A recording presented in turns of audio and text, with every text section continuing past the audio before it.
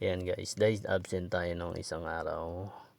Yan, linis muna ngayon tayo ng sasakyan. Dahil kaya absent tayo nung isang araw kasi umattend tayo ng PTA meeting ng aking anak. So ngayon, linis muna ngayon tayo ng sasakyan. Unti-unti lang, pero hindi naman total madumi yung sasakyan. Alikabok lang yan, kaya konting basa lang ng tubig. Konting basa lang, then punas-punas.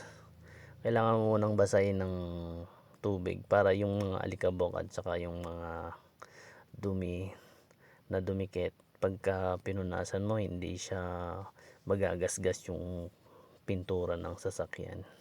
Kaya habang naghihintay tayo ng lakad, yan, linis muna tayo.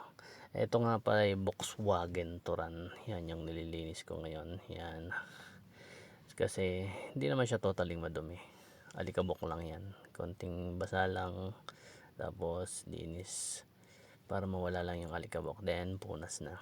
Ganyan maglinis sa sasakyan. Hindi mo kasi siya pwedeng punasan ng basahan pagka malikabok, kasi yung tendency magagasgas yung pintura ng sasakyan, kaya kailangan mo siyang basahin para mawala yung alikabok. Yan, linis muna tayo habang naghihintay pa tayo ng ating lakad, yung ating duty na pupuntahan. Kasi wala pa naman tayong binibigay na schedule na pupuntahan. So yan, kuyakoy muna tayo ng konti, tapos na tayo maglinis habang naghihintay tayo ng lakad natin. Yan, kuyakoy lang muna, pa-cute konti, o di ba? O yan, sige, cute ka ba? Ito nga pala yung ating service. O yan, ito yung body natin sa pagpasok. Ayan, service natin. So ito, meron na kaming unang lakad, pupunta kami ng simbahan. So yan, sakit na yata to ng Ortigas, always traffic yan, laging traffic yung Ortigas, kita nyo naman. So yan, dito tayo ngayon sa simbahan at nandyan yung unang lakad natin. Hinatid natin dyan si boss. Then habang naghihintay tayo, to gamit natin yung mini, pero expensive. Ayan, uwi na tayo dahil tapos na yung ating trabaho. Sundo naman tayo sa ating prinsesa. So hintay-hintay lang tayo ng konti.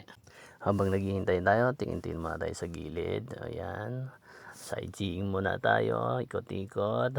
Dito nga pala yan sa Antipolo, sa may Shopwise malapit. Ayan, nandito ako ngayon sa labas habang inihintay ko si Mrs.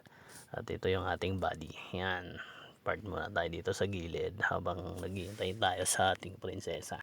Konting oras na lang kasi malapit na siyang lumabas. So ayan, nakalabas na siya. Ito na, backride na natin siya. Then pauwi na tayo. Yan ang ating magandang prinsesa. Then uwi na tayo, bye.